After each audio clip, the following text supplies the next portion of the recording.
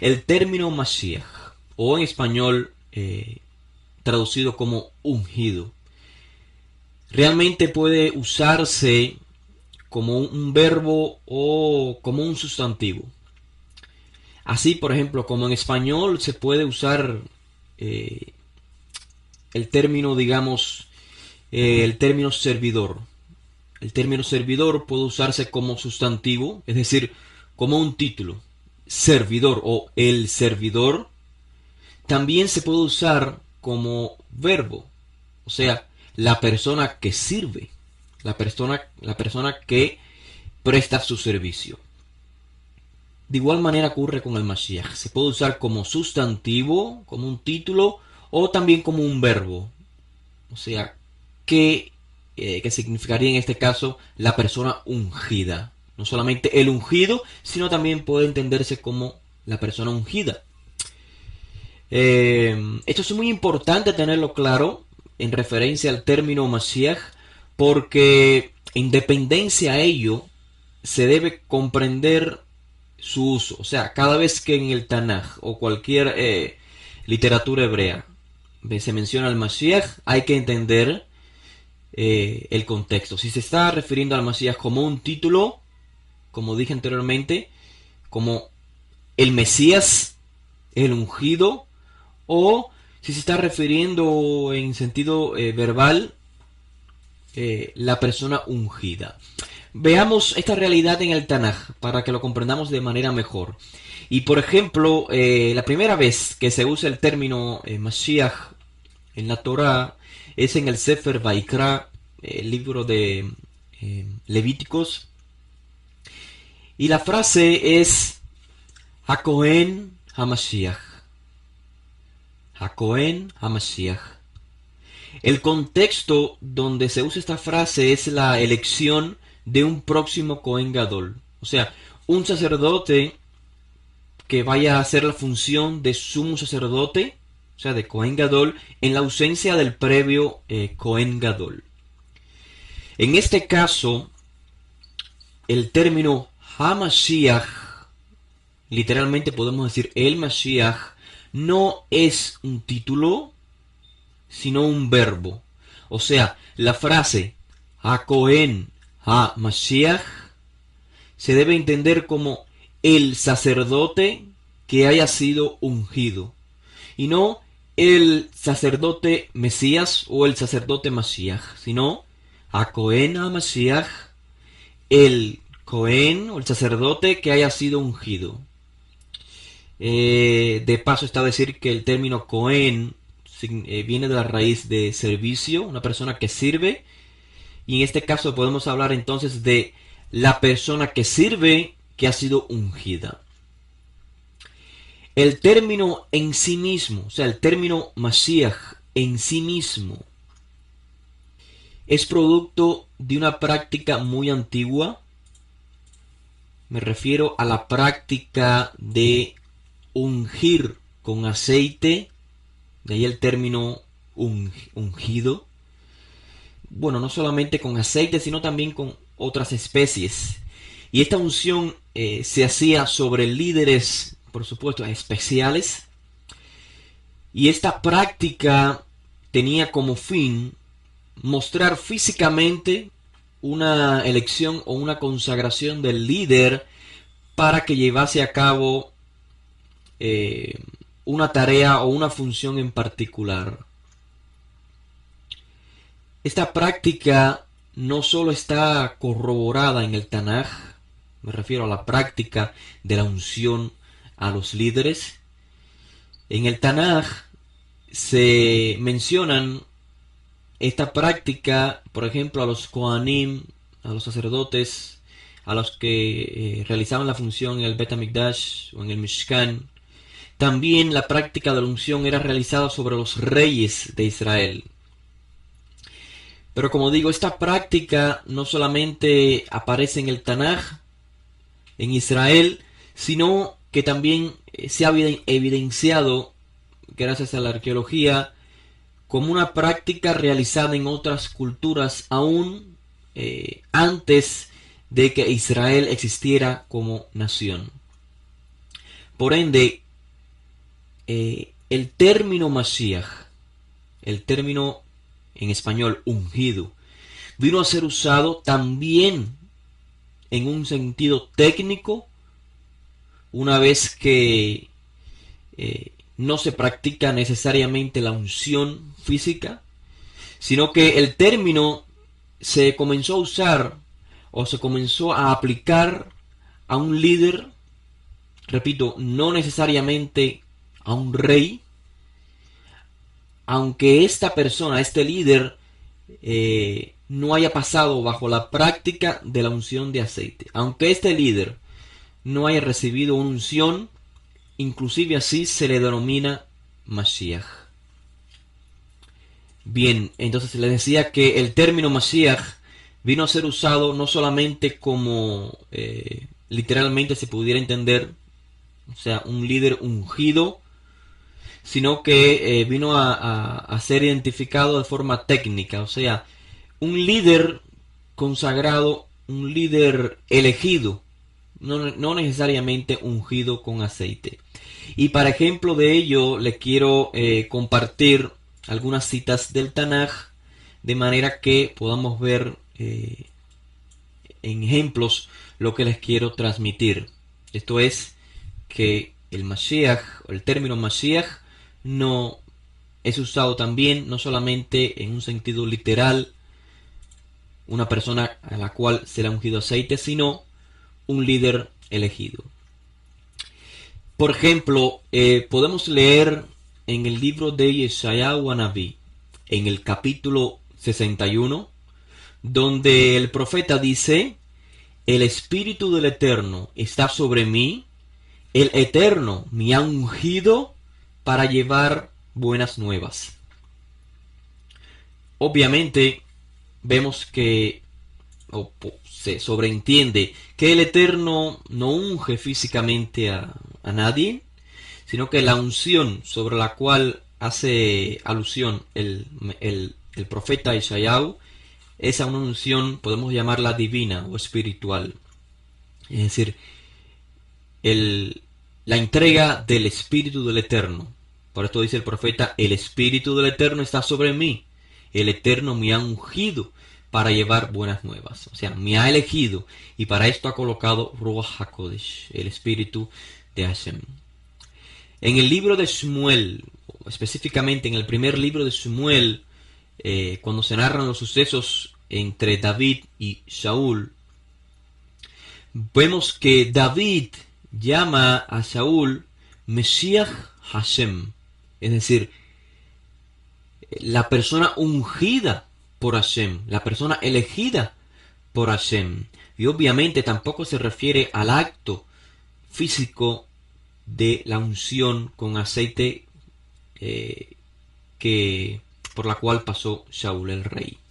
Aún Ciro, el rey de Persia, es definido en el libro de Yeshayahu como el Mashiach de Hashem. Esto es, el ungido, el elegido de Hashem. Dice el texto de Yeshayahu Hanaví, el capítulo 45, dice: así dijo el Eterno a Ciro, su Mashiach, a quien he tomado por la diestra para someter ante él naciones. Así que el término Mashiach en el caso de Ciro nos da mucho que pensar, nos abre la mente para comprender que el término Mashiach no se refiere solamente a los hijos de Israel, sino que inclusive a un rey, a un líder de otra nación, también se le puede aplicar el término Mashiach. En Tehilim, capítulo 105, libro de Salmos, podemos ver también que nuestros patriarcas Abraham, Isaac y Jacob son identificados por el autor como ungidos. Meshihai, mis ungidos, dice Hashem. Obviamente, esto es porque físicamente no son ungidos. O sea, el término no se puede aplicar a un acto físico de unción. o porque fuesen reyes, sino que, repito, estamos viendo cómo los textos de la Torá, cómo en base a los textos de la Torá, el término Mashiach hace referencia a una unción divina en la mayoría de las ocasiones donde se cita, en lugar de hacer referencia a una unción, a una persona que ha sido ungida físicamente.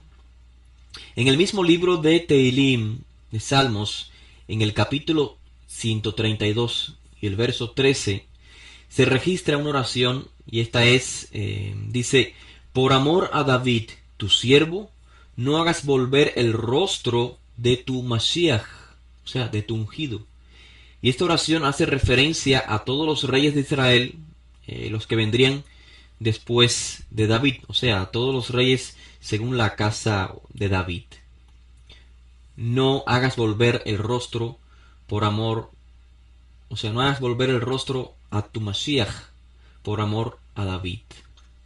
El Mashiach, otra vez vemos que se refiere al ungido, en este caso, el ungido, el elegido para ser el rey de Israel.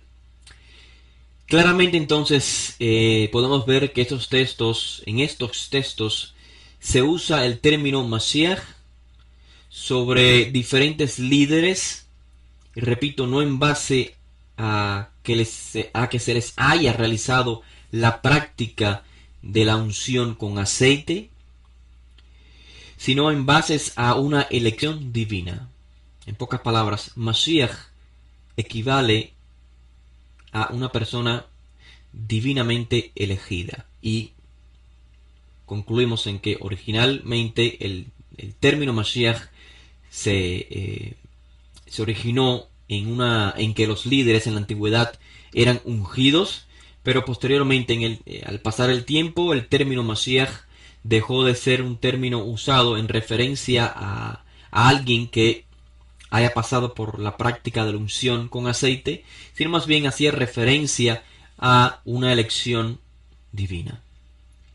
En base a esto es que podemos entender en sentido en que en los textos de los escritos de los primeros discípulos de Josué vemos que a Josué ben David, al Mashiach, Josué ben Nazarat, se le identifica con el término Mashiach. Por ejemplo, recordamos cuando Simón Kefa dice: Hashem ungió a Josué de Nazarat con Ruach HaKodesh y con autoridad. Otra vez se repite el mismo principio que encontramos en el Tanaj. Ruach HaKodesh y autoridad son la unción, si podemos decir divina o espiritual, que ha recibido Josué ben David. En conclusión, o en palabras breves, para llevarlo a nuestra mente y que no se nos vaya de vista, Mashiach, de forma general en el Tanaj, equivale a un líder elegido por Hashem. Ahora, vamos a indagar, como dijimos, en el concepto del Mashiach. Ya comprendemos lo que significa el término Mashiach. Vamos a indagar ahora en el concepto de Mashiach. Por supuesto, particularmente en referencia a este líder ideal que toma lugar en las visiones de los Nevi'im, los profetas de Israel. Y para comenzar a indagar en el concepto del Mashiach,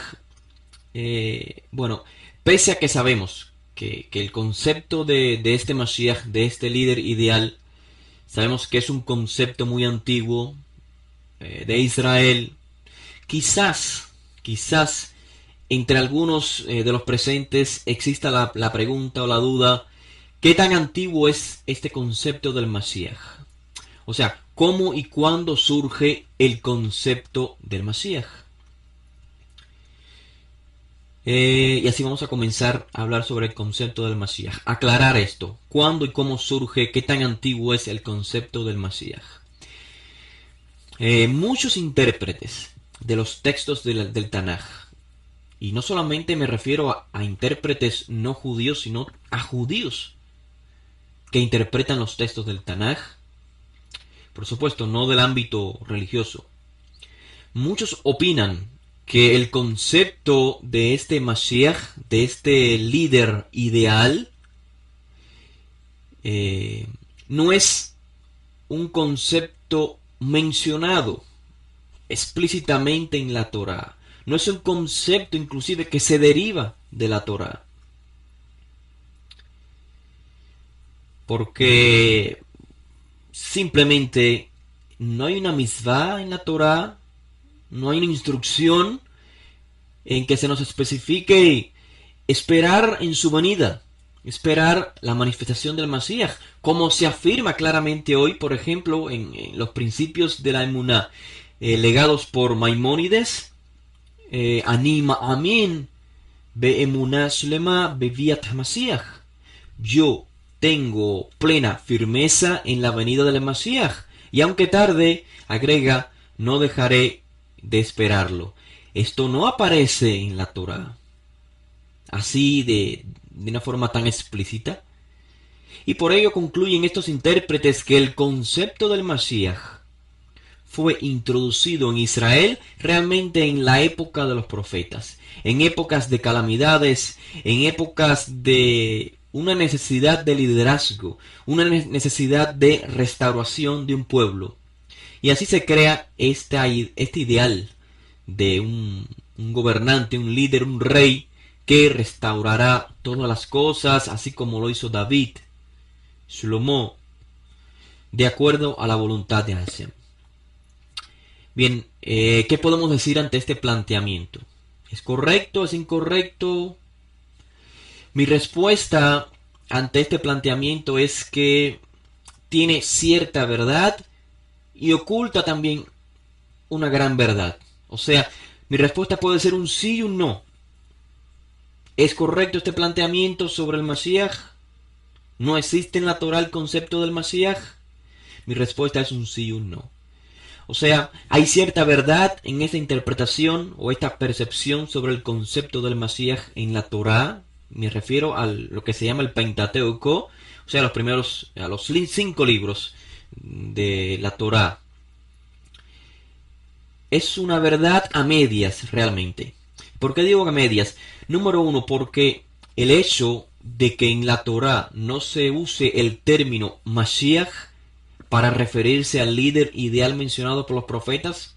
Repito, sí se menciona el término Mashiach, pero con referencia a los Kohanim, a las personas ungidas o divinamente elegidas, pero no se menciona el término Mashiach para referirse a un líder ideal, así como es mencionado en los profetas.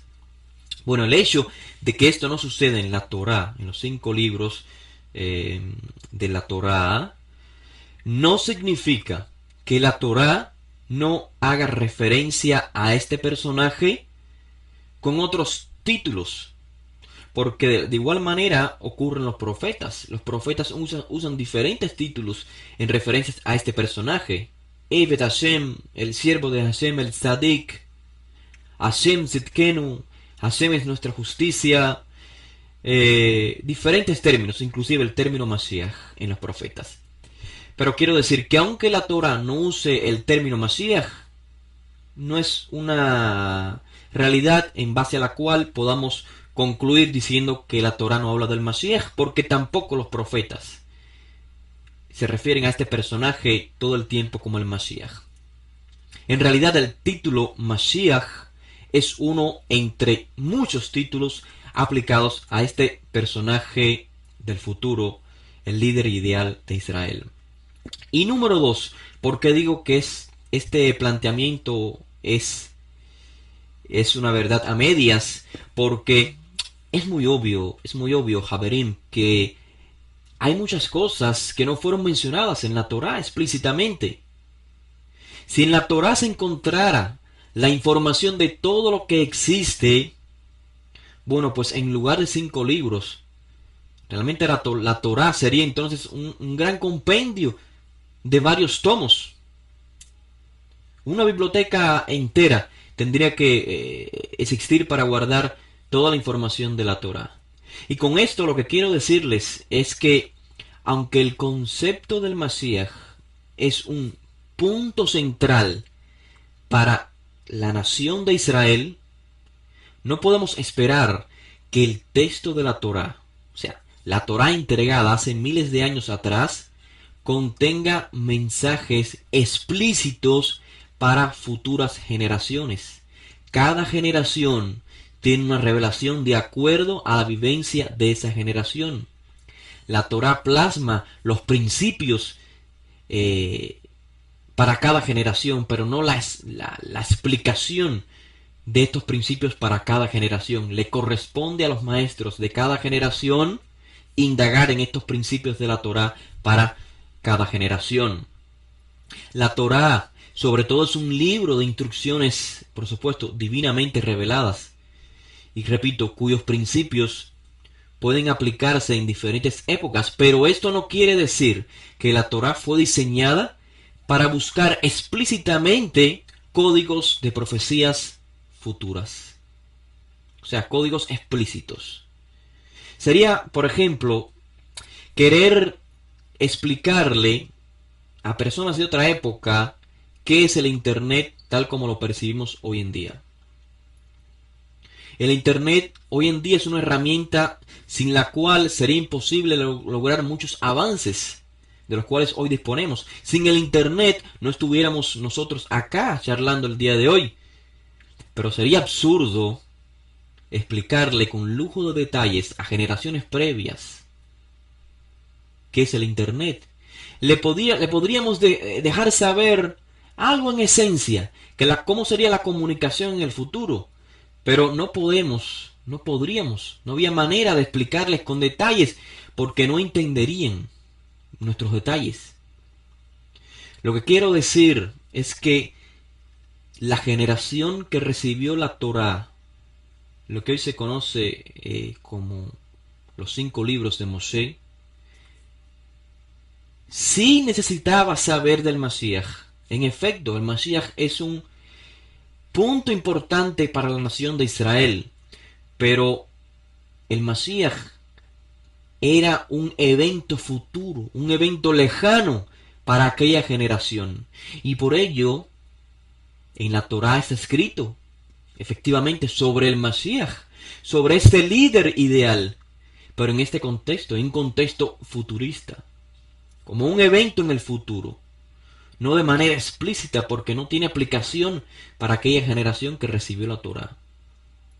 Luego, al pasar el tiempo, los profetas, los maestros de cada generación, instruyeron, explicaron al pueblo quién es este líder, cómo percibir a este líder ideal en base a los tiempos en que cada uno de estos profetas, cada uno de estos maestros vivieron.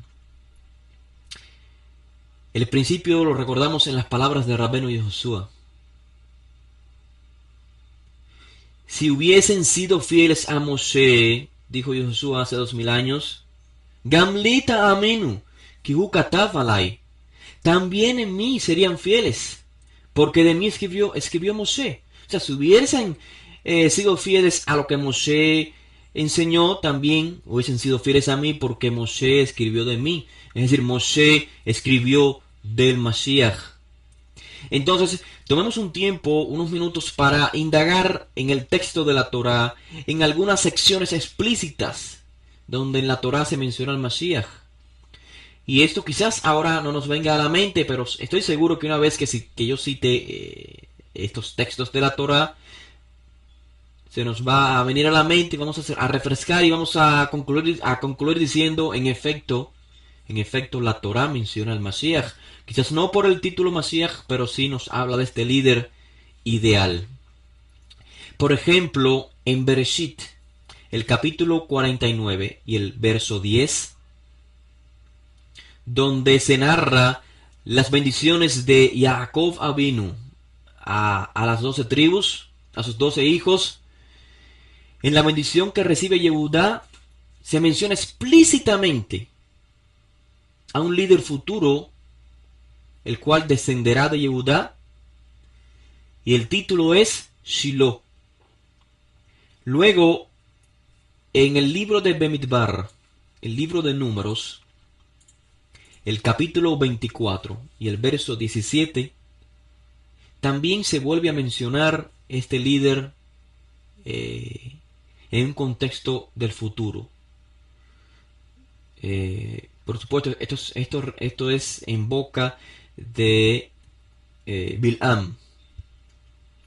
Y este líder futuro, el Mashiach, es identificado bajo el título Kohav min Yaakov, una estrella de Jacob. Finalmente, en Devarim, quiero concluir con este texto, el capítulo 18 y el verso 15, Moshe, el profeta, Moshe nuestro maestro, habla sobre este líder futuro y lo llama Naví Kamoni, un profeta como yo. Dice el texto, capítulo de Devarim, capítulo 18 y verso 15, Naví mikirbeja meajeja kamoni yakim leja Hashem elojeja elav tishmaun. Un profeta de entre tus hermanos, así como yo, levantará a Hashem tu Elohim para ti, a él deberán de obedecer. En otras palabras, el líder ideal de Israel sí es mencionado en el texto de la Torá, aunque repito, no de manera tan explícita. Por supuesto, decimos explícita comparado a qué, comparado a las palabras de los profetas. Por supuesto, comparamos la Torá, el texto de la Torá en referencia al Mashiach, a lo que dicen los profetas, y obviamente los profetas hablan de manera muy explícita en relación al Mashiach comparado a la Torá. Pero repito, no podemos esperar que la Torá entregada miles de años atrás hablen explícitamente sobre un suceso en el futuro. Ahora quiero que pongamos atención a lo que vamos a decir a continuación. Existe una distinción entre Mashiach, la persona, el líder Mashiach, y la era del Mashiach, lo que conocemos en español como la era mesiánica. Esta distinción es importante tenerla clara, porque en base a ella vamos a poder comprender el mensaje de los profetas en referencia al Mesías. Una cosa es el líder y otra cosa es los acontecimientos relacionados con el líder. Por supuesto, están relacionados, pero existe una distinción a la vez, y es lo que vamos a ver a continuación. Y no lo vamos a ver simplemente en base a los profetas, sino que quiero comenzar mostrándoles esta distinción entre Mashiach y la era del Mashiach en lo que la Torá nos dice, en lo que Moshe nos delegó en la Torá.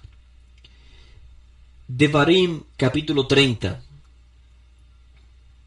los últimos discursos de Moshe, donde se habla de los acontecimientos que tomarán lugar en la era mesiánica, en la era del Mashiach, en aquellos días que iniciaría el Mashiach. Vamos a ver que en el propio capítulo 30 no se menciona a un líder en particular. Solo se habla de los acontecimientos que tomarán lugar en aquellos días sin mención del líder. Por ejemplo, voy a leer el capítulo 30 de Devarim, los primeros versos.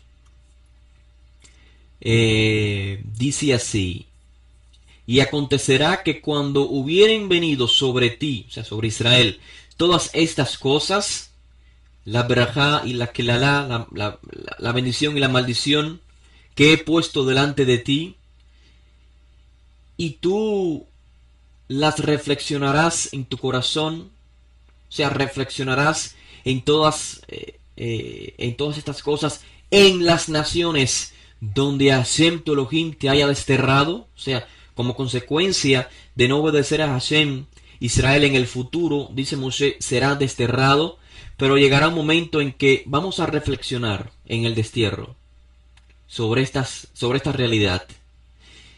Y dice el verso 2, y cuando te vuelvas, cuando hagas teshuvá, cuando te vuelvas a Hashem tu Elohim, tú y tus hijos, y le obedezcas con todo tu corazón y con toda tu alma, conforme a todo lo que yo te ordeno hoy, o sea, los misvot, entonces Hashem tu Elohim te hará volver de tu cautividad, del exilio, y tendrá compasión de ti, y te recogerá de nuevo de entre todos los pueblos a donde el Eterno tu Elohim te haya dispersado. O sea, notemos que el autor es Hashem. El autor de la dispersión no es más que Hashem.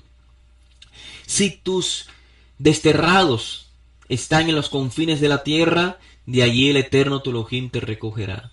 De allí te hará volver. Y Hashem tu Elohim te llevará a la tierra que tus padres poseyeron. Y tú la poseerás, y él te prosperará y te multiplicará más que a tus padres. Además, agrega el texto, Hashem tu Elohim circuncidará tu corazón y el corazón de tus descendientes.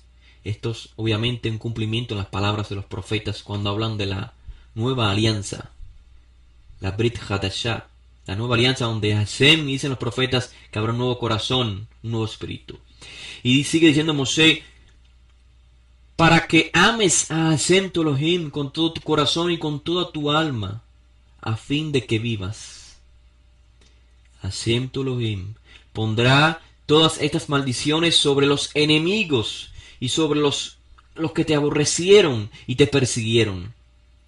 Y tú volverás a escuchar la voz de Hashem y guardarás todos sus mandamientos que yo te ordeno hoy.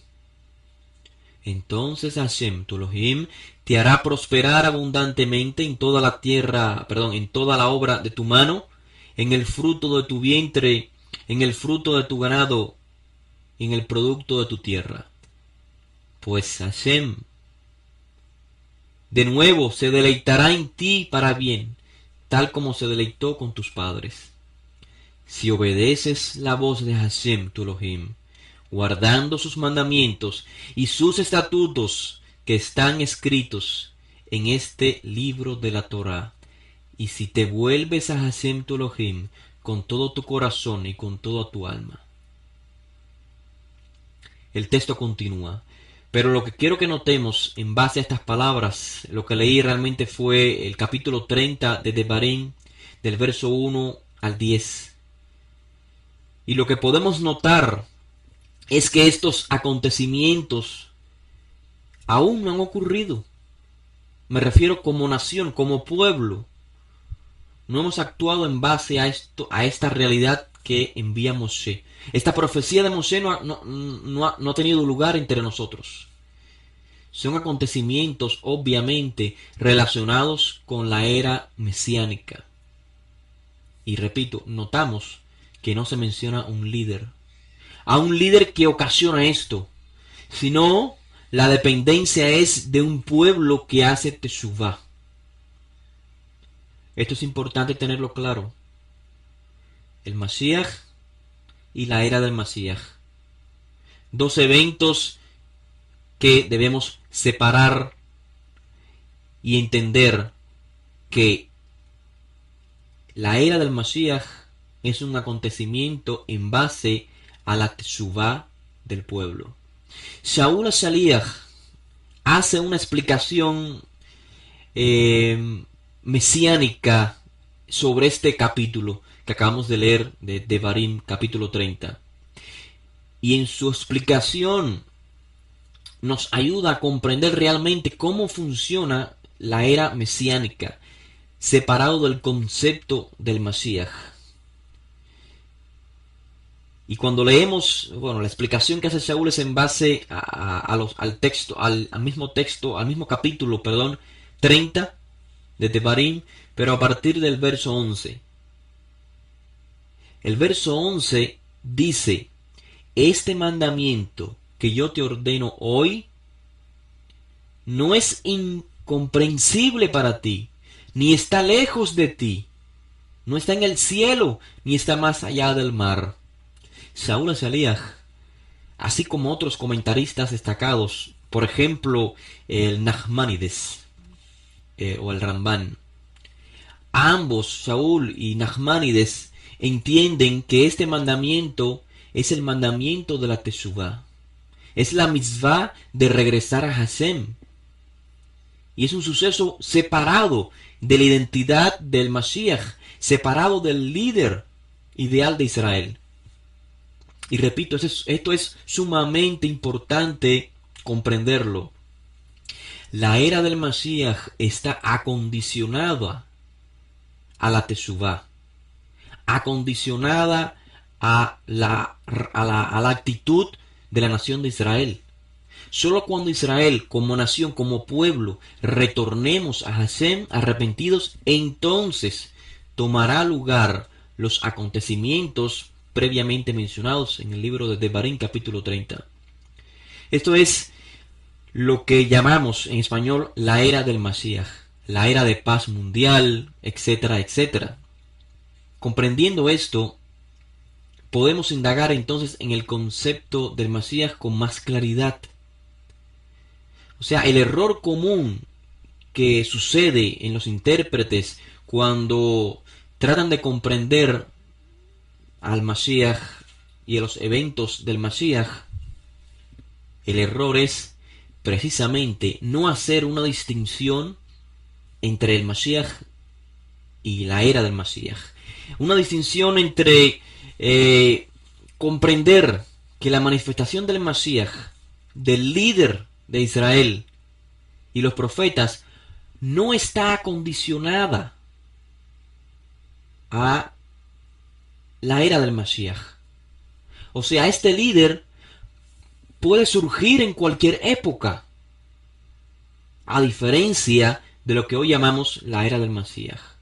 Lo que los profetas identificaron como los sucesos del futuro bajo el término en aquellos días. Cada vez que leemos los profetas y dicen en aquellos días, se refieren a la era del Mashiach. Pero tenemos que hacer esta distinción entre el Mashiach y la era del Mashiach. No encontraremos, ojo, Haverim, no encontraremos que algún profeta presente una lista de los eventos específicos que deberá llevar a cabo el Mashiach tan pronto se manifieste. Esta idea moderna, estoy seguro que muchos de los presentes hemos escuchado, una idea de un listado de eventos, donde el Mashiach aparece y debe completar una serie de eventos.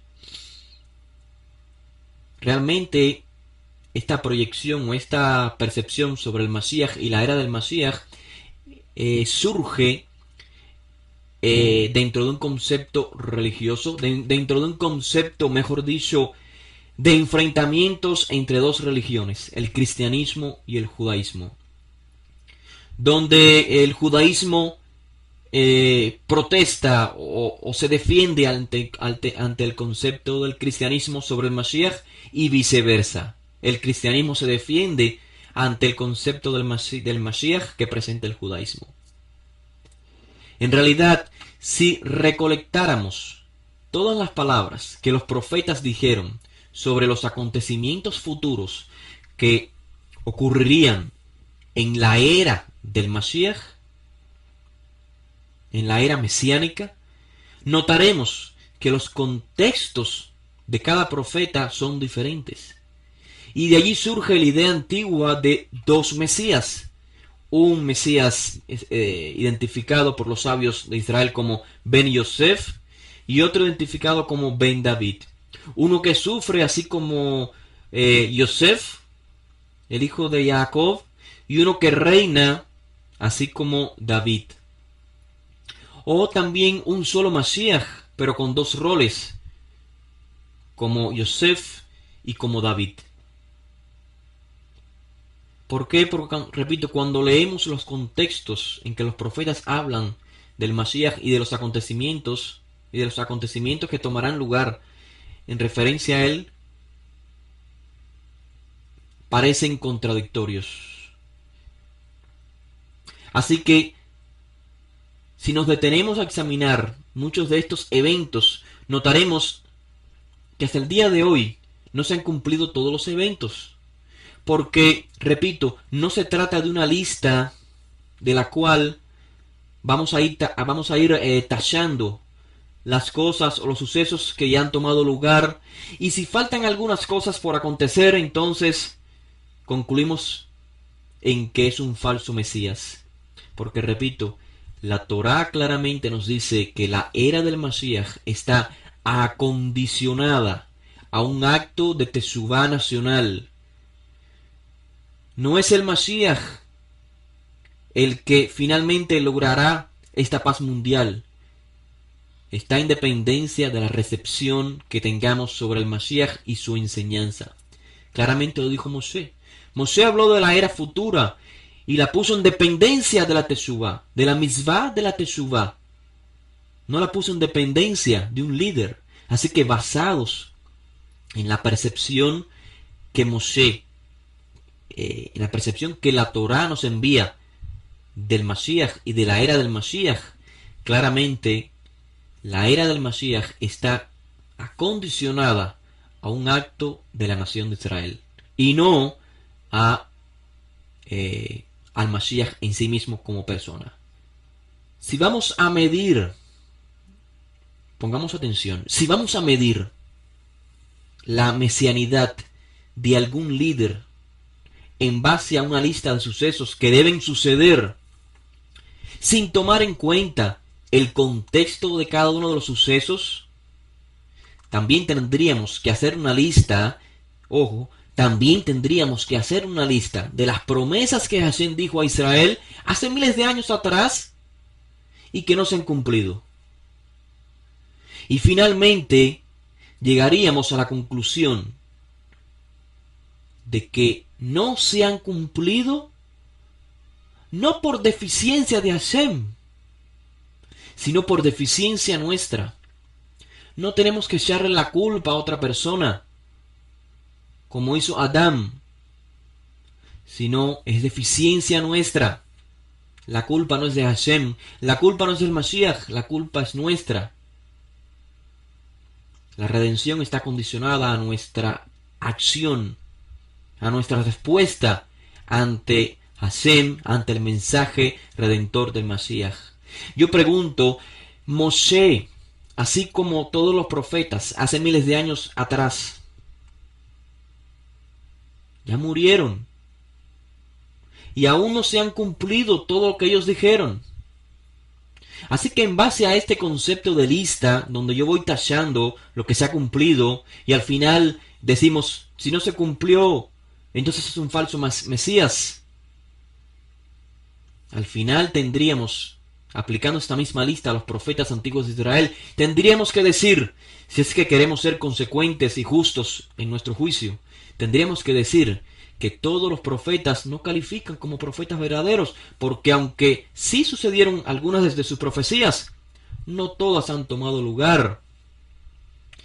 Pero aún más, al final de nuestra cuenta, ¿qué vamos a decir? ¿Qué vamos a decir de Hashem? Porque Hashem, Itbaraj Shemo, es el autor de estas profecías que aún no se han cumplido. ¿Qué vamos a decir de Hashem? Lo que quiero decirle, en otras palabras, es que cada profecía debe entenderse en su contexto. Y el contexto seguro que no es una lista de eventos según el capricho de cada intérprete, sino eventos acondicionados a la actitud, a una respuesta del ser humano. Por ejemplo, la manifestación del Mashiach ben David. Obviamente, esto no es una cuestión muy difícil de comprender. La manifestación del Mashiach ben David tuvo que haber tomado lugar en épocas anteriores, donde existía evidencia en escritos de quién era descendiente de David y quién no. Hoy, ¿quién puede afirmar con certeza ser descendiente de David? Y no me refiero a mitos o a tradiciones orales, que Rashi era descendiente de David, que el Baal Shem Tov era descendiente de David. No, me refiero a evidencias. A evidencias. Que el Rebbe de Lubavitch es descendiente de David. No. Estamos hablando de evidencia. Hoy esto es imposible. Por lo tanto, se debe concluir por lógica común que el Mashiach ben David, el Mesías prometido por la Torá y los profetas, tuvo que haber existido, tuvo que haberse manifestado en épocas anteriores. Cuando observamos los hechos de Yehoshua de Nazaret, Yehoshua ben David, notaremos que en él, en su persona, se cumplieron aquellas promesas, aquellas profecías que garantizan el cumplimiento de profecías postreras. Notaremos que los acontecimientos que toman lugar alrededor de la vida del Mashiach están acondicionados obviamente a un contexto. Por ejemplo, sobre la paz anunciada por los profetas, la cual imperaría en los días del Mashiach. Yo pregunto, ¿de qué estamos hablando? O sea, ¿de que un hombre con una varita mágica va a cambiar el corazón de los hombres? ¿De eso estamos hablando? ¿O eso es lo que estamos esperando? ¿O en realidad, en base a la lógica, son los hombres, es la nación de Israel, es el resto de la humanidad la que debe hacer teshuvá y buscar la paz? ¿O queremos que el Mashiach, por arte de magia, traiga paz mundial? O sea, los acontecimientos, repito, están acondicionados a un contexto. ¿Cómo puede haber paz mundial si primero no hay una paz interna en cada persona? Como siempre preguntamos, ¿dónde comienza la paz? La paz es una expresión del interior del ser humano. Así que depende del ser humano lograr la paz externa. Y lo mismo pasa con la redención de Egipto. El pueblo se quejaba, se lamentaba del arduo trabajo, pero cuando viene Moshe para redimirlos, entonces no quieren irse de Egipto. No queremos salir debajo del gobierno de Paró.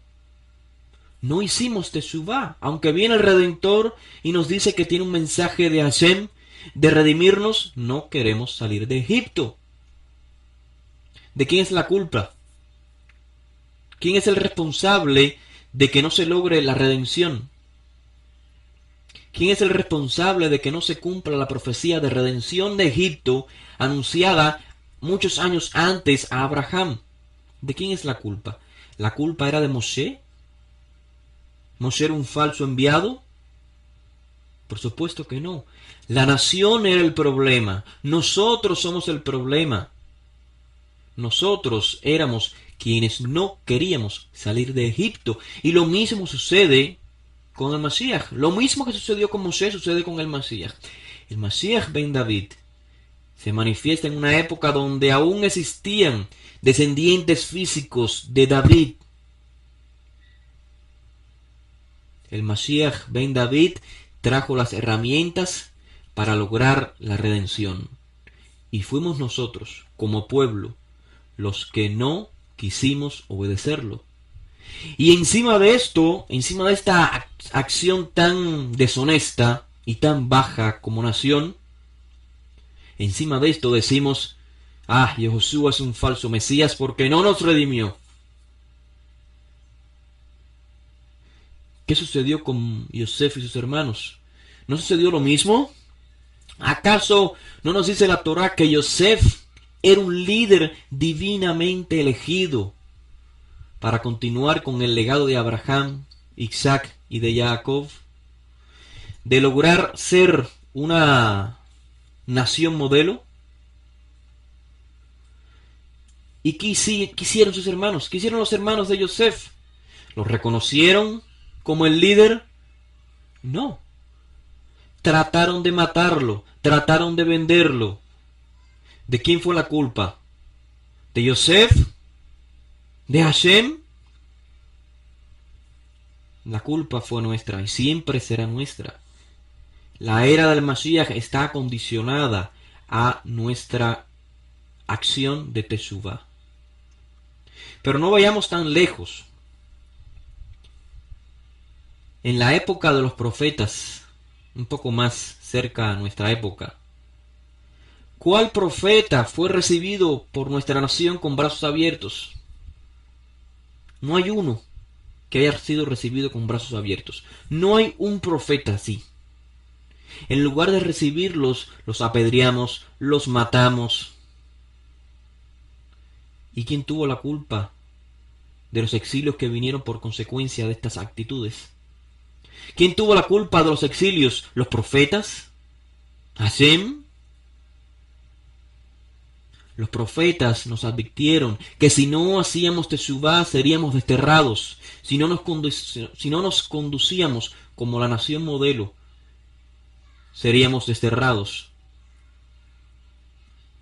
La culpa es nuestra. La era del Mashiach está condicionada a nuestra acción de hacer teshuvá. Una cosa es el Mashiach, el líder ideal, y otra cosa es nuestra mitzvah, nuestra ordenanza de hacer teshuvá.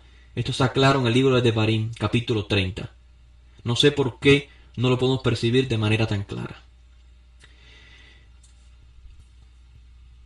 La era del Mashiach, los acontecimientos definidos como la era del Mashiach, los acontecimientos de paz mundial, del cese de guerra y demás, están acondicionados a una respuesta del ser humano. Habíamos hecho esta distinción.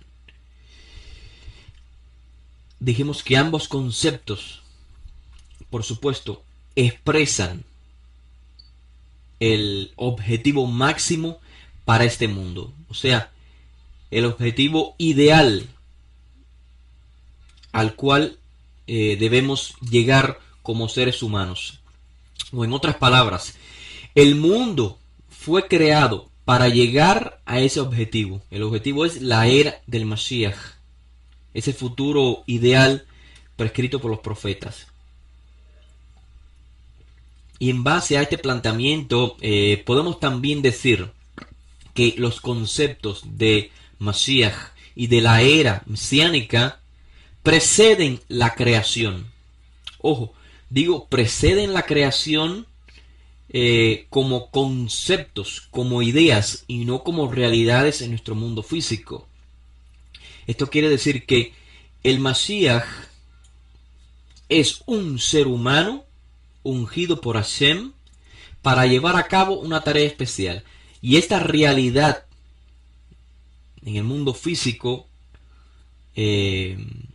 ocurriría en algún momento de nuestra historia.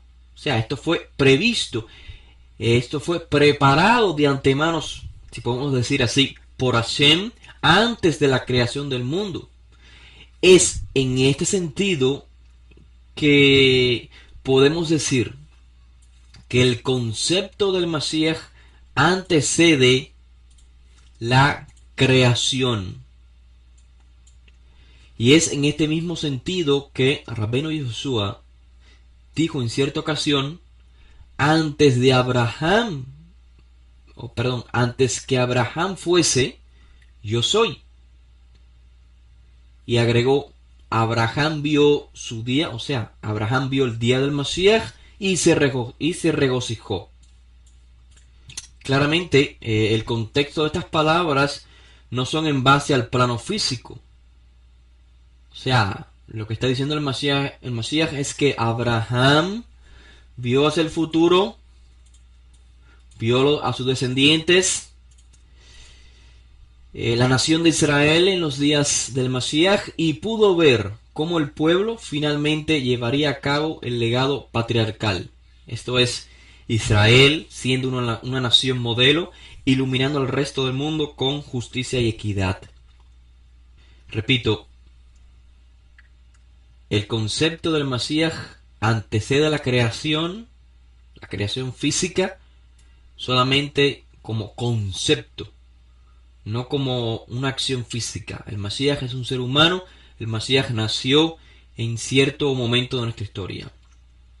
Ahora, saber que el Mashiach y la era del Mashiach son el objetivo de este mundo quiere decir que el Mashiach tiene preeminencia antes que Abraham, aunque su manifestación en el mundo físico, o sea, la manifestación del Mashiach en el mundo físico, sucedió años posteriores a la existencia física de Abraham. Y en este mismo contexto, el Rav Yohanan ben Zecharia, o más conocido como Yohanan Hamadbil, cuando éste anuncia al Mashiach a toda la nación de Israel en el Jordán, dice: el que viene después de mí es antes que yo. Recordemos, Yohanan ben Zecharia toma el papel de Eliyahu, aquel que anuncia al Mashiach, el que viene después de él. Y por esto dice: el que viene después de mí es antes que yo. Estamos hablando, por supuesto, de roles de importancia y no de manifestaciones en el mundo físico. Por supuesto, Yohanan es mayor en edad que Josué, de igual manera que Abraham. También el Midrash Bereshit Rabbah, el Midrash comentando sobre el libro de Génesis, en el capítulo 1, cuando el texto de Génesis dice: Veruach Elohim merajefet, dice, y el Ruach de Elohim revoloteaba. El Midrash Bereshit Rabbah hace una conexión con las palabras de Isaías, Ishayahu Anabí, capítulo 11, cuando dice el profeta: y el espíritu de Hashem reposará sobre él, o sea, sobre el Mashiach. Y de esta manera el Midrash concluye comparando, repito, el texto de Génesis: y Ruach Elohim revoloteaba y el espíritu de Hashem reposará sobre el Mashiach. Concluye el Midrash diciendo que desde Bereshit, en la creación, ya se hace mención del Mashiach. O sea, el Mashiach precede la creación. Es por ello también que leemos en el comentario de la Torá, Baal HaTurim, en sus comentarios menciona una similitud numérica en base a la gematría, el valor numérico de las letras o las frases hebreas, entre la frase Veruach Elohim merajefet y el espíritu de Elohim revoloteaba, con la oración Soy Rujo Shel Melech HaMashiach. Este es el espíritu del rey ungido, del Mashiach. Ambas frases tienen una similitud en valor numérico, por supuesto indicando que desde la creación ya existía el concepto del Mashiach, el concepto de un líder ideal que llevaría a la nación de Israel a ser luz y por ende a que la nación de Israel fuera una luz al resto de la humanidad. Bien, es bajo este concepto entonces del cual estamos hablando, de que el concepto del Mashiach precede la creación. Repito, no la manifestación del Mashiach, la persona del Mashiach, sino el concepto, la idea del Mashiach. Es bajo este concepto y contexto que debemos comprender el primer capítulo del libro que se conoce como Edut Talmid HaAhuv, o el libro de Juan en el mundo occidental. Primer capítulo que tan mal se ha comprendido por intérpretes que sacan de contexto el texto. O sea, el autor está hablando del Mashiach, de ese concepto, de esa idea que precede la creación, porque el Mashiach es el objetivo de la creación. Y repito, no el Mashiach como persona, sino también como en referencia a lo que acontecerá en relación al Mashiach, o sea, como el recibir al Mashiach, como la acción de Teshuvah ante el llamado del Mashiach traerá una paz mundial. Todo esto precede la creación y la creación fue hecha en base a esto, esperando este momento, con miras a este momento de la historia. En conclusión, el origen del Mashiach, espiritualmente hablando, su predestinación, podemos decir que antecede la creación misma, porque el Mashiach y los sucesos que ocurrirán en relación a él, los cuales nosotros definimos en nuestros días como la era mesiánica, un término por supuesto moderno, la era mesiánica. Ambos, el Mashiach y la era mesiánica, son el objetivo mismo para este mundo. Podemos concluir hasta aquí con estas palabras. O sea, el origen, el Mashiach, precede la creación. Ahora veamos el origen del Mashiach en nuestro mundo físico. Sus cualidades. ¿Quién es el Mashiach? El Mashiach es un ser humano, nacido de padres humanos. Obviamente fue prescrito ser un descendiente del rey David, por ende tiene que ser humano. Obviamente también por la línea paterna. La línea materna no transmite el reinado. Y su unción, o sea, la unción del Mashiach, será como la describe Yeshayahu Anabí, el capítulo 11. ¿Recuerdan? Brotará un retoño del tronco de Isaí, y un renuevo de sus raíces dará fruto. Reposará sobre él, y esta es la unción del Mashiach, reposará sobre él Ruach Hashem, Ruach Chochmah, Uvinah, espíritu de sabiduría y de inteligencia, Ruach Etzah, Ugvurah, espíritu de consejo, espíritu de poder, Ruach Da'at, Veirat Hashem, el espíritu de conocimiento y de temor de Hashem. En base a estas palabras y de Yeshayahu Anabí y otras afirmaciones de los profetas, se puede deducir que el Mashiach ha de ser superior a David, a Shlomo Amelech, a Moshe y aún a los patriarcas. El Mashiach será un rey, o ha de ser un rey, que cuida a su pueblo como un pastor protege a su rebaño.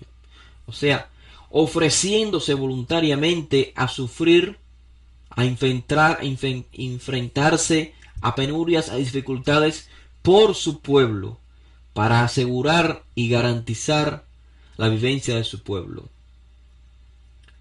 Ahora, cuando esta actitud altruista de parte del Mashiach sea recibida por la nación de Israel, esto traerá finalmente para toda la nación la manifestación de la era del Mashiach.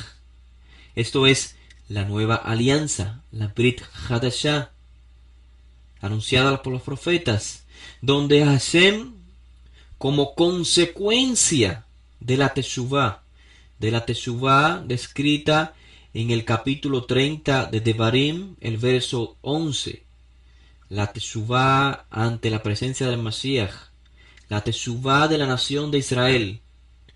Esto ocasionará que Hashem perdone el pecado de Israel por los méritos de este Tzadik, del rey de Israel, del Mashiach, y colocará la Torah en el interior de Israel, el interior del Israel que hace Teshuvah, el interior de Israel que es el pueblo de Israel que es purificado, que se acerca a Hashem por los méritos del Mashiach, y de esta manera vamos a lograr ser una nación como la que les describieron los profetas, una nación que es luz al resto de las naciones, y esto va a traer una restauración internacional, mundial,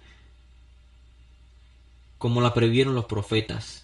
Por supuesto, previamente, como dijeron los profetas, Israel necesita un Lev Hadash, un nuevo corazón, un Ruach Hadashah, un nuevo espíritu. Y esto se logra a través de la Teshuvah por medio del Mashiach. Esto traerá finalmente la reunión de todos los dispersos de Israel, para completar nuestra tarea como nación modelo y finalmente traerá la paz universal tan esperada y la resurrección de los muertos, de los tzadikim que hayan muerto.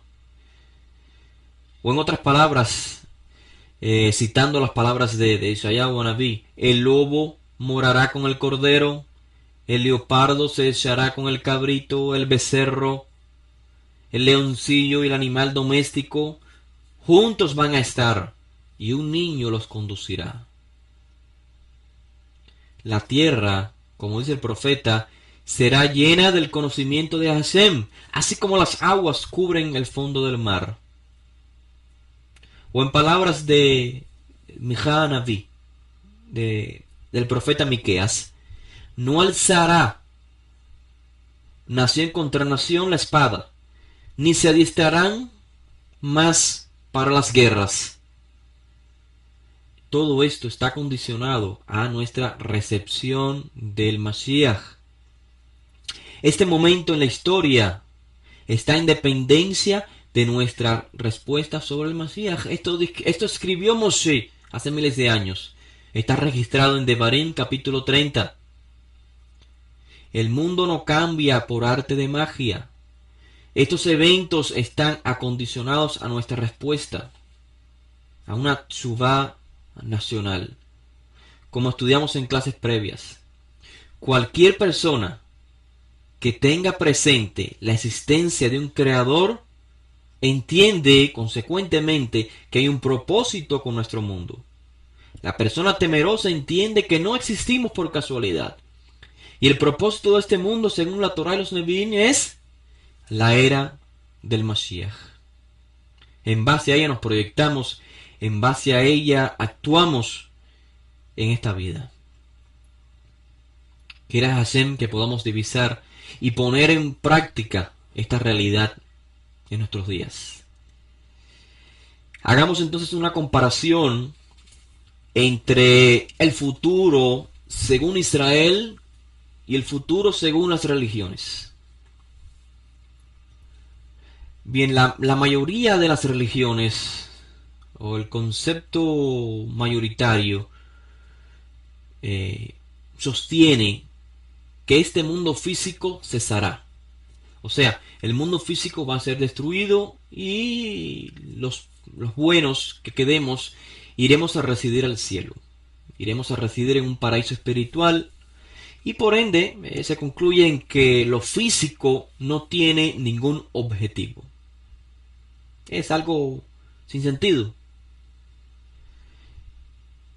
Bien, entre este concepto de la vida y el concepto de la vida que nos transmite la Torá y los Nevi'im, hay una línea muy fina que nos divide. ¿Qué quiero decir? Quiero decir que la Torá y los profetas nos enseñan que aunque en efecto hay una recompensa después de la muerte física, por supuesto, para aquellos que fuimos buenos, si podemos usar este término, obviamente esta vida futura no será en el cielo, sino aquí en la tierra. ¿Por qué digo que es una línea fina? Porque cuando escuchamos este concepto de las religiones pareciera que es lo mismo que dice la Torá, pero no exactamente. En referencia a lo físico, sabemos que en referencia al objetivo de las cosas materiales. Sabemos que la Torá nos enseña que vamos a vivir aquí en la tierra, en esa era futura va a continuar aquí en la tierra, no va a ser en el cielo, no va a ser en un paraíso en el más allá, sino que será aquí en la tierra. Y en referencia a lo material, aunque la Torá y los profetas nos enseñan a no vivir en base a los bienes materiales, ¿por qué? Porque son pasajeros. La comida, la bebida, todo es pasajero, el dinero. Mientras que nosotros tenemos la capacidad de ser eternos, esto no significa que el mundo físico sea negativo en sí mismo, como plantean las religiones, sino que estamos en el mundo físico para elevarnos por medio de él. Y una vez que lo físico se convierte en un medio de elevación espiritual, significa que estamos refinando lo físico. Si podemos usar ese término de refinar. O podemos decir, estamos influyendo santidad en nuestro mundo físico, logrando así el mundo ideal que percibieron los profetas cuando hablaron de la paz mundial. Y precisamente son los Nevi'im quienes nos enseñan que el líder Mashiach, este líder ideal, y la era del Mashiach juegan un papel importantísimo en lograr esta máxima. O sea, en lograr que el mundo, como dicen los profetas, que el conocimiento de Hashem llene la tierra y que finalmente vivamos en paz los unos con los otros. Estamos, los hijos de Israel, influenciamos santidad en nuestro mundo. En lugar de abandonar lo pasajero, lo tomamos como un medio para crecer y a la vez influenciamos santidad en la materia. La nueva alianza anunciada por los Nevi'im Akdoshim son un claro ejemplo de esta realidad. O sea, un mundo de paz, Israel iluminando al resto de las naciones bajo los principios de la Torá, los principios de ética, moral, justicia y equidad social. Como hemos hablado en clases previas, la enseñanza de Israel en base a la Torá es que todo lo que Hashem hizo cuando Él creó el mundo requiere de la participación del ser humano para llevar el mundo a la perfección. No para menospreciar las cosas físicas, sino para inculcar santidad en este mundo. Este planteamiento está basado desde los primeros versículos de la Torá, en Bereshit capítulo 2, cuando dice, y Elohim bendijo el séptimo día y lo santificó, porque en él cesó de toda la obra que él había creado para hacer. Asher bara Elohim la azot.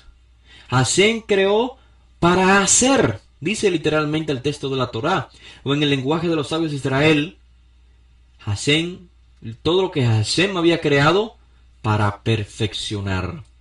El ser humano fue creado con el objetivo de ser un socio activo con el Creador, para llevar el mundo a la perfección, a ese mundo divisado por los profetas, no para irnos al cielo, a otro paraíso, sino aquí en la tierra, convertir la tierra en nuestro paraíso. El Mashiach en diferentes ocasiones nos enseñó esto, nos habló de ese principio. Por ejemplo, recuerdan en cierta ocasión que Yoshua de Nazaret curó a un ciego colocando barro en sus ojos, ¿recuerdan? Y por supuesto, aunque este evento está relacionado a un contexto del texto donde más bien se refiere a las labores prohibidas o permitidas en Shabbat, por lo cual el Mashiach usa saliva y para hacer el barro. A lo que quiero llamar la atención es al término barro. En hebreo el término barro es homer. Homer hace referencia a la materia, a lo físico. Barro en hebreo es como decir la materia, lo físico, la tierra. Y en ese sentido, el Mashiach nos envía un mensaje. El Mashiach está elevando lo físico, usando lo físico para un propósito espiritual. Esto es poder ver, poder percibir la luz. Lo mismo sucede en el suceso cuando el Mashiach monta encima de un burro para entrar a Jerusalén. Burro en hebreo es Hamor. Se escribe de igual manera que Homer, como dijimos, la materia. Quizás la relación venga entre Homer, la materia, el barro y el burro. Quizás la relación venga en referencia el color rojizo que tiene el barro y el burro. Inclusive en español podemos ver esta relación, ¿cierto? Barro y burro. Lo que quiero decir es que el Mashiach usa lo físico con un objetivo espiritual. Inculca, plasma lo espiritual en lo físico.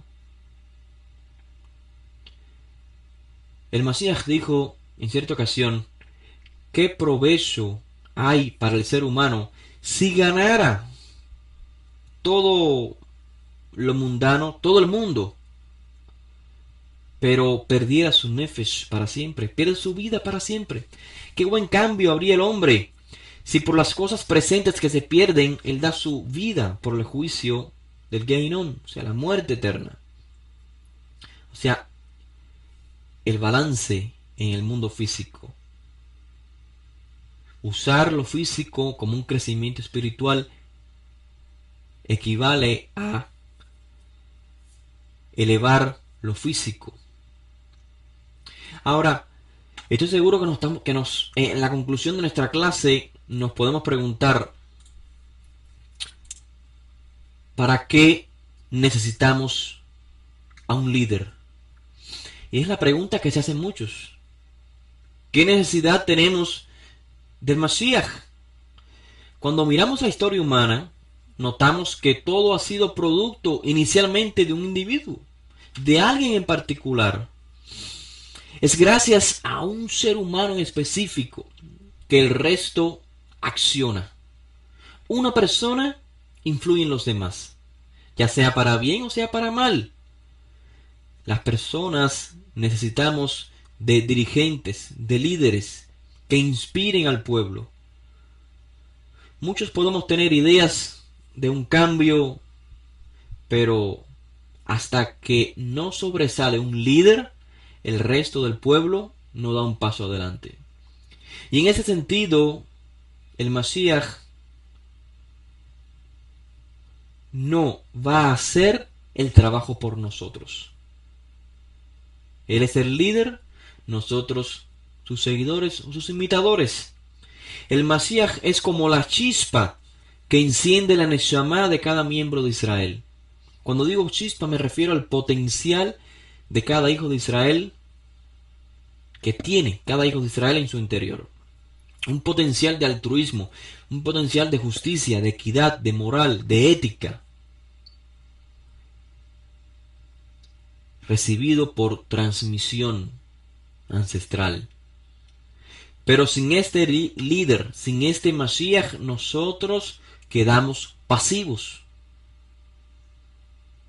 ¿Cómo surge un pueblo? ¿Cómo surge una nación? Un pueblo, una nación surge a la unión de un hombre y una mujer. Abraham y Sarah se unen, procrean seres que transmiten su legado, un legado de justicia y equidad. Todo empieza por un hombre, por un líder. Y es por esto que el Mashiach es descrito como el novio de Israel. Israel, Kalá, Israel la esposa, el Mashiach es el Hatán, es el novio, es el esposo. Solo cuando Israel, la esposa, acepta al Mashiach, es posible procrear hijos que transmitan este legado. Y consecuentemente esto se repetirá y finalmente existirá una nación que transmita luz de justicia, luz de equidad al resto de las naciones. Necesitamos un rey, necesitamos un líder. Por supuesto, no es como el rey de las naciones. El Mashiach idealizado y percibido por los profetas no es ese rey que se impone o que toma provecho de sus siervos, de sus seguidores, sino aquel que hace lo máximo por su pueblo, que vive y muere por su pueblo. Necesitamos al Mashiach. Es parte del ser humano necesitar a un líder que nos enfoque, que nos lleve hacia un ideal. Ahora, es obvio que existe esta pregunta. ¿No basta con la Torá? O sea, si así nos entregó la Torá a un pueblo entero, ¿por qué un Mashiach? ¿Por qué en lugar de entregarnos la Torá nos dejó simplemente con Moshe? ¿Por qué necesitamos a un líder? Ya Moshe nos dijo lo que debemos de hacer. Nos dio las misbot. ¿Para qué necesitamos a un líder, a un rey?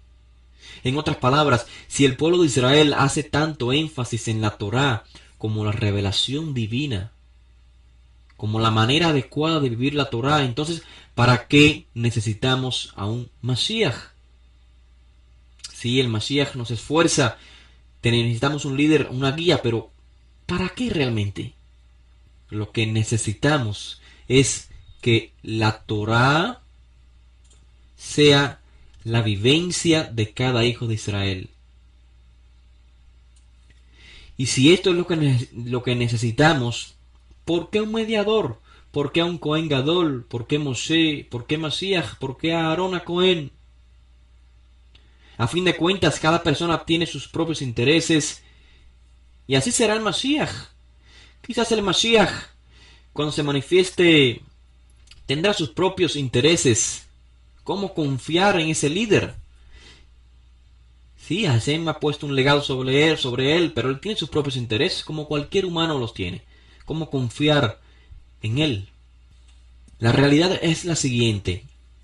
La única manera de lograr la práctica de una enseñanza, la práctica de la Torá, o sea, lograr que la Torá sea una realidad en la vida de cada hijo de Israel, no es solamente con que exista un líder y nos diga qué tenemos que hacer y qué no hacer, como Moshe y todos los profetas y el Mashiach, sino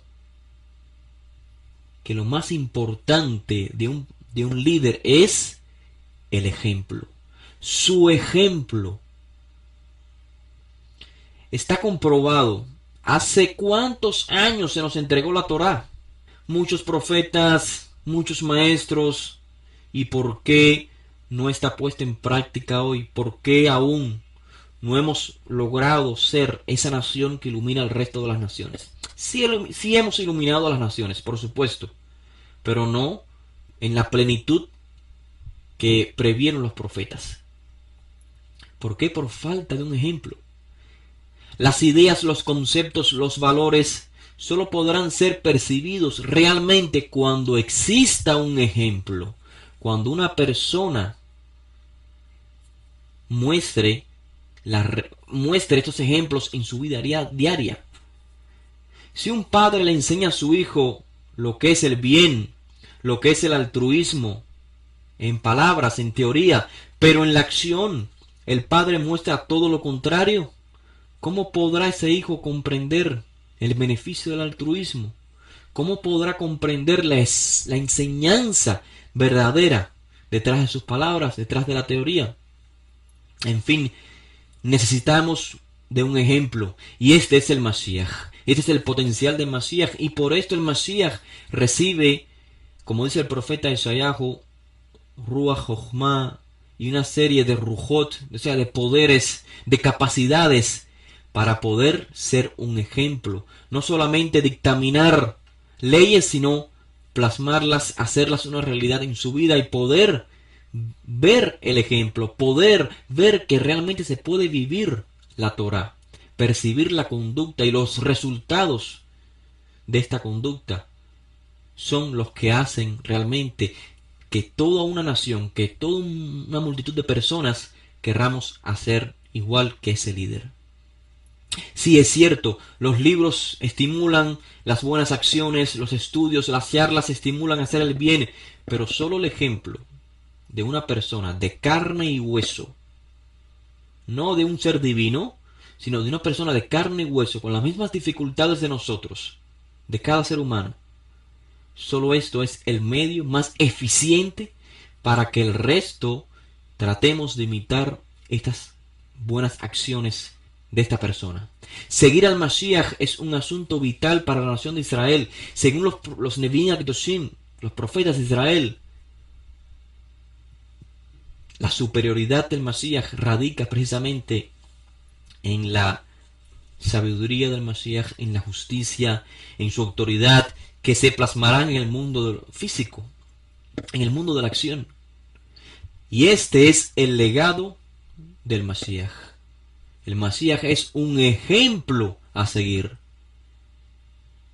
El propio Mashiach, Rabbi Yoshua, nos habló de este tema. Muchos dirán, en tu nombre hicimos esto o aquello, declaramos esto o aquello, hicimos milagros, pero ¿cuántos podrán decir, yo actué como él? Yo ayudé al necesitado, yo di mi ejemplo de ser un Mashiach, de ser como el Mashiach. Al hambriento di de comer, al sediento di de beber. El Mashiach nos enseña, no todo el que diga Adoní, Adoní, entrará en el Malchut Shamayim, sino todo el que haga la voluntad de Hashem. El movimiento iniciado por Rabbi Yoshua de Nazaret tiene este objetivo, esta meta: lograr la realización de las palabras de los profetas en referencia a la era del Mashiach. El Mashiach se manifestó, dio instrucciones, dio ejemplo de cómo vivir estas instrucciones. Nos toca a nosotros, como dijo Moshe en el capítulo 30 de Devarim, hacer teshuvá y dar ejemplos de lo que realmente queremos lograr. Cito las palabras de Irmiyahu para finalizar el capítulo 31, hablando precisamente sobre la era del Mashiach. He aquí vendrán días, dice Hashem, en que haré un nuevo pacto, una nueva alianza con la casa de Israel y con la casa de Yehudá, no conforme a la alianza que hice con sus padres el día que los saqué de Egipto, alianza que dejaron sin efecto, aunque yo era como un Baal sobre ellos, un esposo para ellos, dice Hashem, sino que esta es la alianza que haré con la casa de Israel después de esos días, dice Hashem. Pondré mi Torah dentro de ellos y en sus corazones la escribiré. ¿Notamos cuál es realmente la nueva alianza? La puesta en práctica de la Torah. Seguir el ejemplo del Mashiach. Pondré mi Torah dentro de ellos, dentro de Israel, y en sus corazones la escribiré y seré su Elohim. Y ellos serán mi pueblo. Para lograr esto, tiene que previamente existir una acción de Teshuvah. Por esto, tanto las palabras de Yohanan Amatbil como las palabras de Rabbi Yoshua de Nazaret ¿recuerdan cómo comenzaron cada uno de ellos sus enseñanzas públicas? Hizru b'teshuvah shemalchut shamayim krova. Hizru b'teshuvah, hagan Teshuvah, porque el Malchut Shamayim, eso es la restauración del reino de Israel, está cerca. Nos toca hacer Teshuvah. Hay un requisito para recibir el Malchut Shamayim. El Mashiach ya se manifestó. Nos toca a nosotros lograr la era del Mashiach. Y esto es a través del regreso a casa, de regresar a Hashem. Más tarde encontramos registrado en el Talmud, en Sanedrín, las palabras de Rav. Dice, todas las fechas predestinadas, obviamente en referencia a la redención mesiánica, dice, todas las fechas predestinadas ya han pasado y ahora dependemos solamente de Teshuvah y Maasim Tovim, el retorno a Hashem y las buenas obras, es decir, dar muestras, dar ejemplo de que realmente ha habido Teshuvah. No es casualidad que Yoshua define su enseñanza como Haderech, el camino, la forma de andar. Recuerden que el término Derech, camino, no debe entenderse solamente como literalmente decimos camino, sino como una conducta, una forma de ser. Recordamos en clases previas, cuando citamos al libro de Bereshit en referencia a Abraham, ¿por qué fue elegido Abraham? Porque Hashem estaba seguro que Abraham ordenaría a sus hijos y a su casa después de él, dice el texto de la Torah, Bereshit 18, que guarden el camino de Hashem, para hacer Sedek y Mishpat, para andar en justicia y equidad. Y este es el legado que nos deja Rabbi Yoshua. Este es el legado del movimiento de los discípulos de Yoshua. Dar ejemplos de la Brit Hadashah. En otras palabras, dar ejemplo de que Ruach HaKodesh, la inspiración divina, es una realidad en el ser humano. Como dijo Ezequiel, el profeta Ezequiel, les daré Lev Hadash, Ruach Hadashah, nuevo corazón, nueva Ruach. Quitaré la carne de vuestro corazón de piedra y les daré un corazón de carne. Pondré dentro de ustedes mi espíritu y haré que anden en mis juicios y guarden mis mishpatim. Y finalmente habitarán en la tierra que di a vuestros padres y me serán mi pueblo y yo seré vuestro Elohim. O sea, está en dependencia de nosotros. Las palabras de Rabbi Yoshua, su legado, son entonces, ¿cómo podemos concluir nuestra charla el día de hoy? ¿Cómo definir el legado del Mashiach? ¿Cómo definir las palabras de los profetas, la Brit Hadashah? Con una sola palabra: Shalom. Eso que llamamos en español la paz tan deseada, la paz mundial. El Mashiach es descrito por los profetas como Sar Shalom. Ese es el legado del Mashiach. Pero ¿cómo es que no vemos esa realidad en nuestro mundo? Está documentado, ¿cuántos recuerdan? En el libro de Edut HaTalmid HaAhuv, donde el Mashiach dice: Shalom les dejo, mi shalom les doy, no como el mundo los da, yo se los doy. ¿Cómo percibir estas palabras de este líder? De este líder, Mashiach, cuya vida, si leemos los sucesos relacionados a su vida, no encontraremos lo que llamamos en español paz. Al contrario, su vida está llena de dificultades, de persecuciones, finalmente de muerte. ¿Cómo Yoshua puede tener shalom? ¿Qué significa shalom? ¿Qué significa eso que los profetas divisaron en el futuro? Dijo el profeta Isaías capítulo 26, y cito textualmente las palabras, capítulo 26 y el verso 3: Yetzer samuch titzor shalom, shalom ki beja batuach.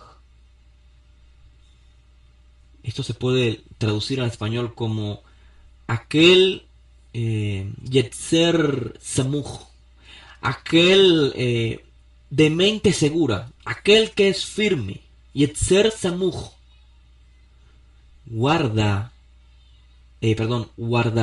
en shalom. O sea, Hashem guardará a aquel que es de mente segura, aquel que es firme en su interior, porque confía en Hashem. El shalom, desde la perspectiva real, desde el lente de la Torah y los profetas, es de adentro hacia afuera. Como dice el salmista, ¿recuerdan? Dice David Amelech: Shalom Rav leohavei Torateja. Mucha paz hay para los que aman tu Torah.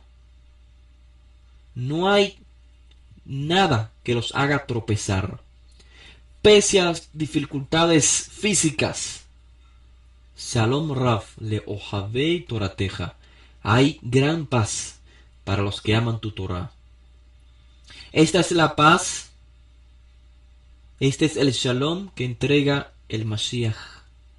Una paz interna que, pese a dificultades físicas, la paz permanece y finalmente se muestra en el exterior. Ojo, la paz no solamente es interna, sino que la paz se complementa, llega a su máxima expresión en el exterior. O sea, como un resultado de una paz interna, viene la paz exterior. Es como la ley de la gravedad. Cuando hay paz interna, hay paz exterior. No puede haber paz exterior si no hay paz interna. O para entenderlo de mejor manera, el término hebreo shalom se refiere a algo completo. El propio término shalem, completo, entero, algo que, o sea, no falta nada, eso es shalom. Inclusive, no solo que no falte nada, sino en el sentido de perfección, o sea, en el sentido de armonía. Para entender esto, el sentido de shalom, recordamos aquel suceso cuando Uría regresa de la guerra y David le pregunta cómo sucedió todo, cómo se encuentran todos. Si leyéramos en hebreo este suceso, cuando Uría regresa de la guerra, David, en el lenguaje hebreo, le pregunta por el shalom del pueblo, por el shalom de la guerra. Y esto no, o sea, para la mente occidental, sí entenderíamos el shalom del pueblo, pero ¿cómo entender el shalom de la guerra? Shalom no es opuesto a una guerra, como muchos, quizás con mente occidental, podríamos suponer. Realmente, shalom es el resultado, es la completación de algo. En este sentido se usa el término shalom de la guerra. Solo cuando la guerra finaliza se puede hablar del shalom de la guerra. O sea, cómo resultó la guerra, en qué terminó la guerra. En ese sentido se entiende el shalom mundial. El shalom mundial depende del shalom con Hashem, con el Creador. Shalom mundial, la paz mundial es el resultado de nuestra relación con el Creador, el resultado de nuestra relación con el Creador.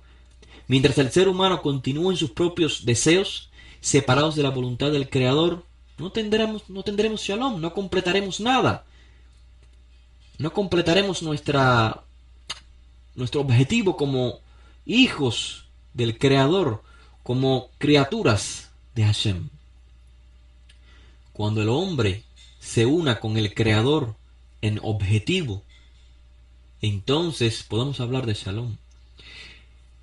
El primer paso para crear ese shalom entre las naciones, así como lo percibieron los profetas, es crear lazos de amistad entre una nación y otra.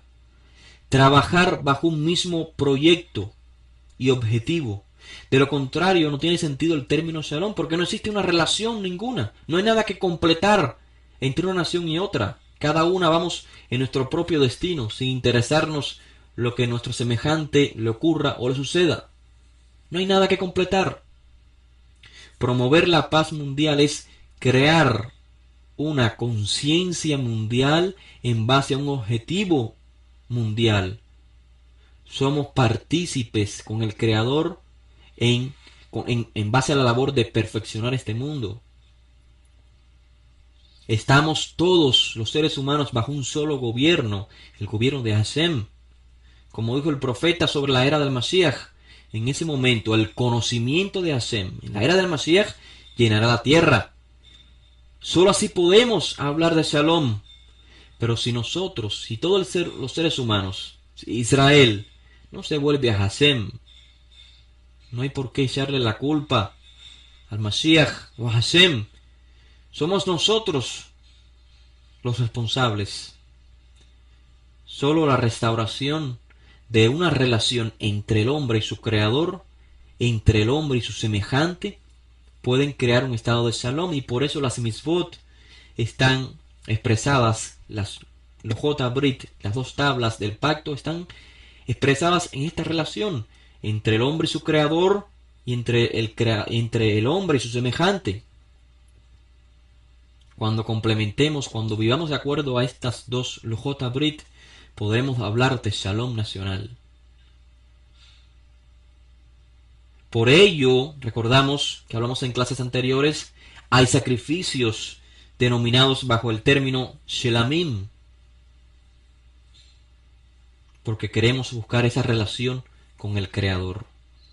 La ausencia de Shalom fue lo que trajo el exilio finalmente hace 2000 años de Roma. ¿Por qué?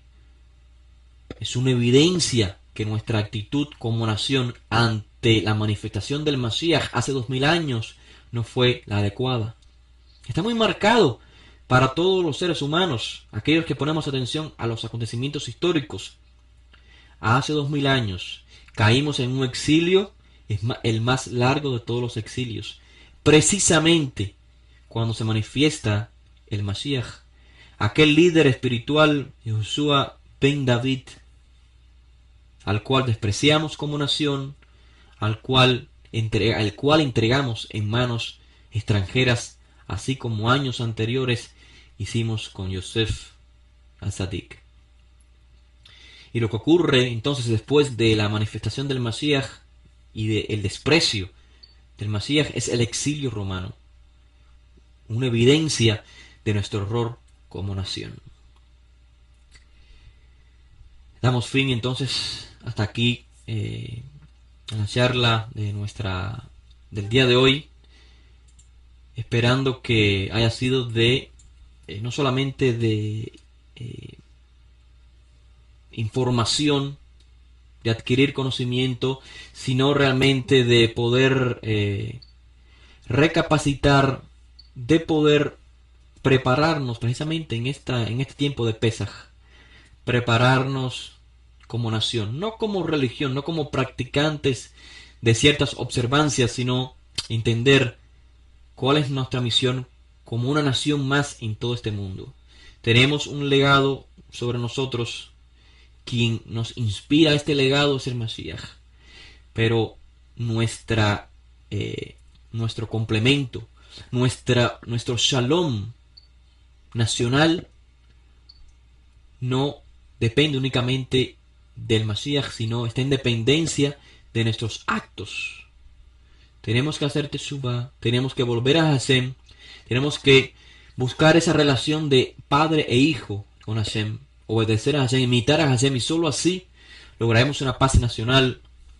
Y solo cuando el mundo, el resto de las naciones, perciba a Israel como una luz, entonces ya no estará en dependencia de Israel lograr una paz mundial, sino estará en dependencia de las naciones lograr la paz. Así como la paz no depende solamente del Mashiach, sino de nuestra nación, de Israel, en imitar al Mashiach y seguir al Mashiach. De igual manera, la paz mundial no depende solamente de la paz de Israel, sino en que el resto de las naciones